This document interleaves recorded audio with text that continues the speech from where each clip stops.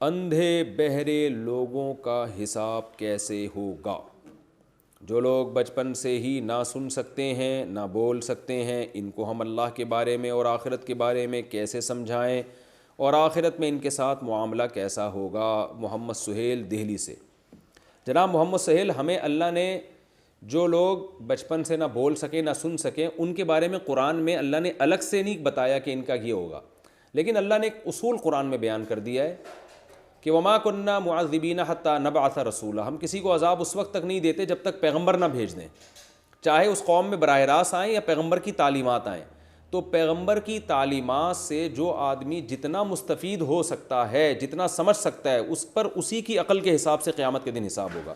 اور قرآن کہہ رہا ہے وَلَا يَظْلِمُ رَبُّكَ أَحَدًا، تیرا رب کسی پر ظلم نہیں کرے گا۔ تو ہمیں یہ معلوم ہے کہ اللہ کسی پر ظلم نہیں کرے گا۔ ایسا نہیں ہو سکتا ایک اندھا بہرا بیچارہ نہ سن سکتا ہے نہ دیکھ سکتا ہے اور اس سے اسلام کے پیچیدہ حکام کے بارے میں سوال شروع ہو جائے، وہ کہے گا کہ مجھ میں تو صلاحیت ہی نہیں تھی۔ تو اس سے موٹی موٹی باتوں کے بارے میں یہ سوال ہوگا جتنی اللہ نے اس میں ایبلٹی اور صلاحیت رکھی ہے۔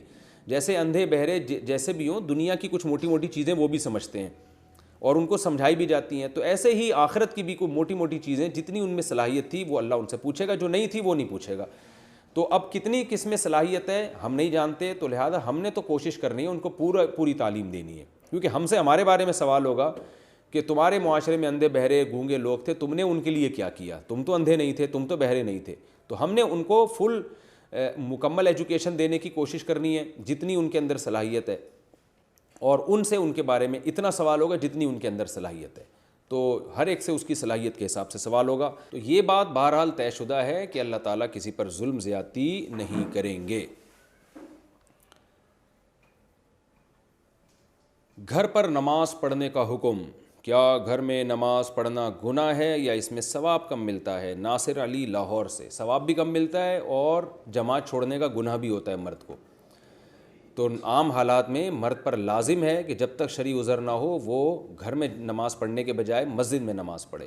نبی صلی اللہ علیہ وسلم نے فرمایا کہ میں نے ارادہ کیا کہ جو لوگ اپنے گھروں میں نماز پڑھتے ہیں میں کسی کو حکم دوں کہ وہ جا کے ان کے گھروں کو آگ لگا دے، لیکن مجھے ان کی عورتوں اور بچوں کا خیال ہے۔ تو کتنی شدید وعید ہے۔ اور قرآن نے جہاں بھی فرض نماز کا ذکر کیا جماعت ہی کے ساتھ ذکر کیا ہے، حتیٰ کہ میدان جنگ میں بھی جب نماز پڑھی جائے گی تو اصل جو قرآن ذکر کر رہا ہے میدان جنگ کی نماز کو، وہ بھی جماعت کے ساتھ ذکر کر رہا ہے۔ وَإِذَا كُنْتَ فِيهِمْ فَأَقَمْتَ لَهُمُ الصَّلَاةَ فَلْتَقُمْ طَائِفَةٌ مِّنْهُمْ مَعَكَ، کہ جب آپ ان کے درمیان ہوں اور جنگ ہو رہی ہو تو ایک فریق آپ کے ساتھ اس طرح ایک رکعت پڑھے گا، پھر دوسرا فریق، تو وہاں بھی جماعت کا تذکرہ ملتا ہے۔ تو فرض نماز اصل یہی ہے کہ جماعت سے پڑھی جائے گی، اور مسجد میں آ کے، گھر میں اخپل طریقے سے جماعت نہیں، گھر میں مسجد میں آ کے جماعت سے نماز پڑھی جائے گی۔ ہاں کوئی شرعی عذر ہو تو ایک الگ بات ہے، اور اس میں ثواب 27 گنا زیادہ ہے۔ اگر گھر میں نماز پڑھنے میں جماعت چھوڑنے کا گناہ نہ بھی ہوتا تو بھی ایک نماز کے 27 مل رہے ہیں مسجد میں، تو کیا ضرورت ہے گھر میں پڑھیں؟ اور پھر اس کے علاوہ کتنے فائدے۔ نبی صلی اللہ علیہ وسلم نے فرمایا جو مسجد میں نماز کے لیے نکلتے ہیں تو ہر قدم پہ ایک نیکی ملتی ہے اور ایک گناہ معاف ہوتا ہے۔ بعض صحابہ نے ارادہ کیا ہم مسجد کے قریب گھر لیں تاکہ دور سے آنا نہ پڑے، تو آپ نے فرمایا دیارکم تکتب آثارکم، وہیں رہو، تم جتنا چل کے آؤ گے تمہارے قدموں کے نشانات کو بھی میزان کے ترازو میں لکھا جا رہا ہے، اس پہ بھی نیکیاں بھی مل رہی ہیں، گناہ بھی معاف ہو رہے ہیں۔ تو اس لیے مسجد میں جا کے نماز پڑھنا چاہیے۔ کیا میسج پر سلام کا جواب دینا واجب ہے؟ واٹس ایپ یا میسج کے ذریعے جو سلام آتا ہے کیا اس کا جواب دینا بھی واجب ہے؟ محمد سہیل دہلی سے۔ نہیں، واجب نہیں ہے۔ جو سامنے آپ کے موجود ہو اور آپ کو سلام کرے اس کا جواب واجب ہے۔ خط کا پہ سلام کا جواب بھی واجب نہیں ہے۔ واجب کا مطلب یہ کہ خط کا جواب دینا ہی لازم نہیں ہے۔ اسی طرح واٹس ایپ وغیرہ پہ جو سلام کرتے ہیں لوگ، کیونکہ اس طرح تو پھر سارا دن وعلیکم سلام ہی کرتا رہے گا آدمی بیٹھ کے، تو وہ واجب نہیں ہے۔